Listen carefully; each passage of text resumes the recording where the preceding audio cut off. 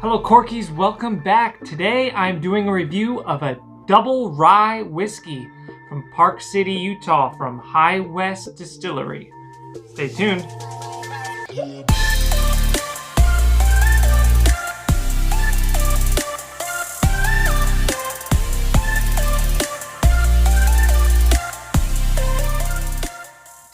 Hello everybody, welcome back to Cork and Java, your go-to place for coffee and wine, and sometimes whiskey, reviews, and how-tos. And on this channel, we like to expand and enrich your experience with all of your favorite beverages. We're the only place on the internet that expands to all different types of beverages, coffee, wine, tea, and really just helps you really learn a lot about those products, find the best deals, and really just overall expand and enrich your experience with them. So if that sounds interesting to you, consider hitting that subscribe button below and the little bell so you're notified when our future videos come out. So let's get down to it. We're reviewing a rye whiskey today. It's from Park City, Utah, from West Whiskey. It's a double rye. If you're not familiar, rye is a grain, and whiskey is made from usually corn, barley, and rye, any combination of those. But to be considered a rye whiskey, it has to have at least 51% rye grain in it. And this particular one has two different whiskeys that are blended together, two different rye whiskeys. One with a young rye in it, and one with a older rye in it. And they're trying to get the best of both worlds. In the young rye, it has a lot more spicy notes to it, like cinnamon, clove, eucalyptus, stuff of that nature. And with the older rye whiskey that is blended in here, it's got a little bit more boldness, a little bit more sweetness, and a little bit more body to it. So they're trying to get the best of both worlds in this, and we'll see if they did that. You know, traditionally, rye is the drink of classic cocktails. So like your Manhattan, your Old Fashioned, and different whiskeys that are typically used for those classic cocktails, it traditionally is a rye whiskey. And so rye was really popular, especially in the Northeast before Prohibition in the 17 and 1800s. But after Prohibition, really nobody made rye whiskey for a long time, and it's really starting to make a comeback now. You'll see a lot more producers venturing into the rye world, and it's great because it's a different character than you get with your normal bourbon, which is heavier bodied and a lot more sweetness. They typically go a little bit more heavy with the corn mash and some barley as well. Sometimes they add a little bit of rye just to try to get a little bit of spiciness incorporated, depending on what the distiller is going for. For the young rye that they put in this, it's distilled on a column still, which is going to impart a little bit more of those spicy characteristics, and it's going to be a little bit more punch you in the face, kind of with some of the characteristics with the older rye whiskey that they blended in here. They actually use a pot still for that, so it's going to have a lot more complexity and character, in my opinion, from a pot still than a column still. So let's give this a sniff.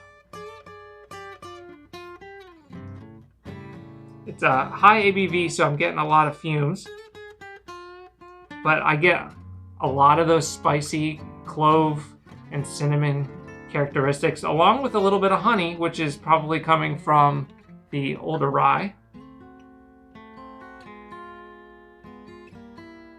But overall, it's got a lot of complexity there on the nose. I'm looking forward to seeing what's on the palate here.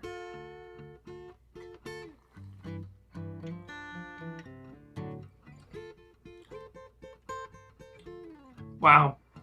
So up front, this is 46% alcohol by volume. So it's a pretty high proof.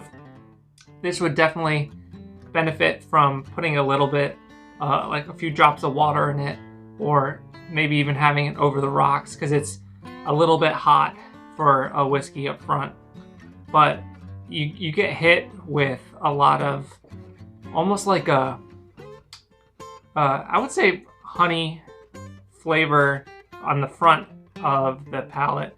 When it first hits your mouth, you get hit with that sweetness, but then as the aftertaste comes, you get a lot more of that harshness, and you get a lot of those peppery,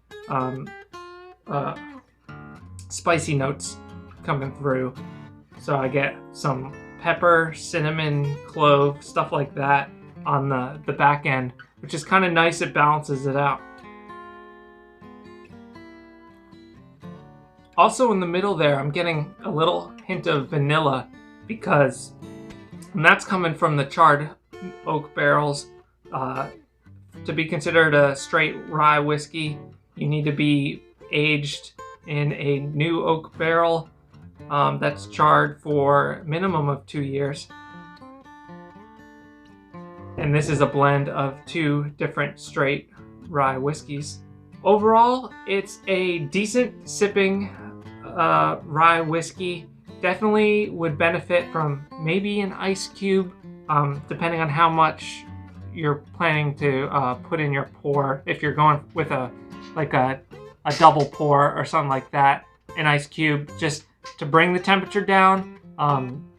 Get a little bit of water incorporated in there. It's going to open it up a little bit. It's going to cut down on some of those harsh characteristics that you're getting, because it still tastes like a fairly young whiskey that isn't super mature, and I think that would help a little bit. But man, there's a lot of really great characteristics going on that I would think would make really good classic cocktails, like the old fashioned in Manhattan and stuff of that nature. So if you are into those kind of drinks, definitely pick this up as something to try if those are some go-to drinks that you have. I think you'll really enjoy those cocktails using this rye whiskey. All right, guys, that's going to do it for us here at Cork and Java. Make sure you check out that link down below in the description for the California Wine Club if you're interested. They're sending out 2 extra free bottles with your first month if you click on our link down in the description. Also, make sure to leave a comment down in the description with what your favorite rye whiskey is. If you've had it before, I've had a few other rye whiskeys in this price category, which is around the $30 range. And this fares about in the middle of the pack there. There's some good ones out there, I know. But I don't want to say what my favorite is off the bat. I want to see what you guys comment down below. So let me know what your favorite rye whiskey is. And I'm looking forward to seeing you guys online. And until next time, bottoms up.